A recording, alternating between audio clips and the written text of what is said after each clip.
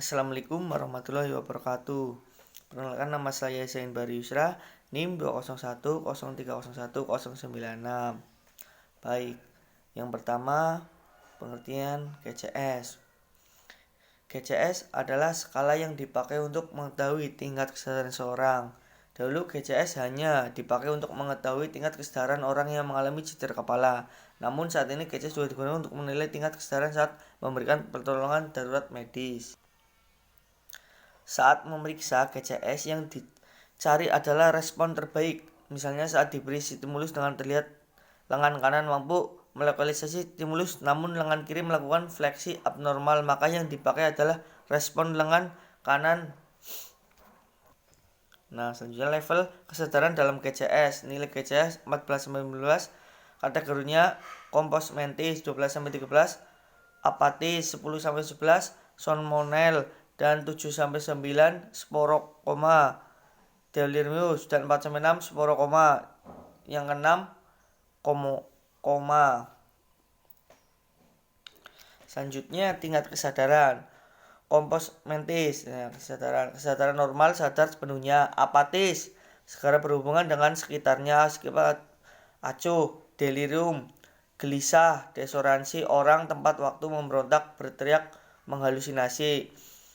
Somnolen, respon psikomotor lambat, mudah tertidur, kesadaran dapat pulih bila dirangsang tetapi mudah jatuh tertidur lagi. Stopor, seperti tertidur lelap tetapi ada respon terhadap nyeri. Koma, terakhir, tidak bisa dibangunkan, tidak ada respon terhadap rangsangan apapun. Yang selanjutnya NDI, Next Disability Index, dikembangkan oleh Vernon dan Mirror pada tahun 1989. Digunakan sebagai alat ukur untuk menilai dampak dari nyeri leher pada aktivitas fungsional leher. Disabilitas diartikan sebagai payung mencakup Impairment Activity Limitation Participation Restriction. Interpretasi NDI. Skornya 0-20% minimal yang ringan, 20-40 moderate disabilitas sedang, dan 40-60% severe disabilitas berat, 60-80 triplet atau lumpuh.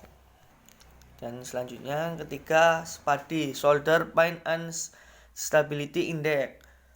Total nilai pemeriksaan gangguan fungsional adalah bentuk rendah atau tingkatan yang tinggi kesulitan saat melakukan aktivitas fungsional. Semakin tinggi nilai yang dapat, maka semakin tinggi pula tingkat kesulitan pasien dan sebaliknya. Kuesioner pengukuran untuk menilai nyeri kemampuan fungsional pada frozen shoulder. From pemeriksaan SPADI. From pemeriksaan SPADI, skala nyeri atau skala disability, penilaiannya ya 0-10.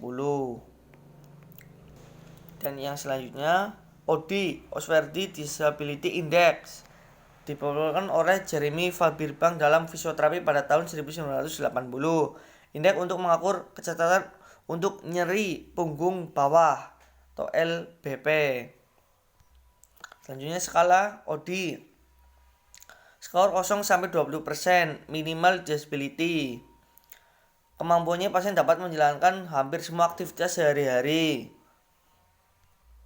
Dan 21%-40% moderate disability, pasien merasa sakit dan kesulitan dengan duduk, mengikat dan berdiri, mereka mungkin tidak bekerja. Dan 41%-60% pasien mengalami nyeri sebagai keluhan utama pada aktivitas sehari-hari sehingga memerlukan pemeriksaan lebih lanjut. Dan 61-80% triplet, sakit punggung ini membebani pada semua aspek kehidupan pasien sehingga memerlukan intervensi positif. Dan 81%-100% bedbound, pasien ini baik tidur tidak melebih-lebihkan gejala mereka sehingga memerlukan perawatan dan pengawasan khusus selama pengobatan. Dan selanjutnya skala CT, indeks ini pertama digunakan dalam The Pilot Greatest Artist Program Pilotnis usia tahun 1977. Suatu pengukuran untuk menilai kemampuan fungsional dasar lutut dari pasien. Techniques Uset, kriteria berdiri dari posisi duduk, nyeri, kesulitan, ketergantungan. berjalan 15 meter. Nomor 2, nyeri kesulitan ketergantungan naik tangga 3 trap. Nyeri kesulitan ketergantungan. Itu.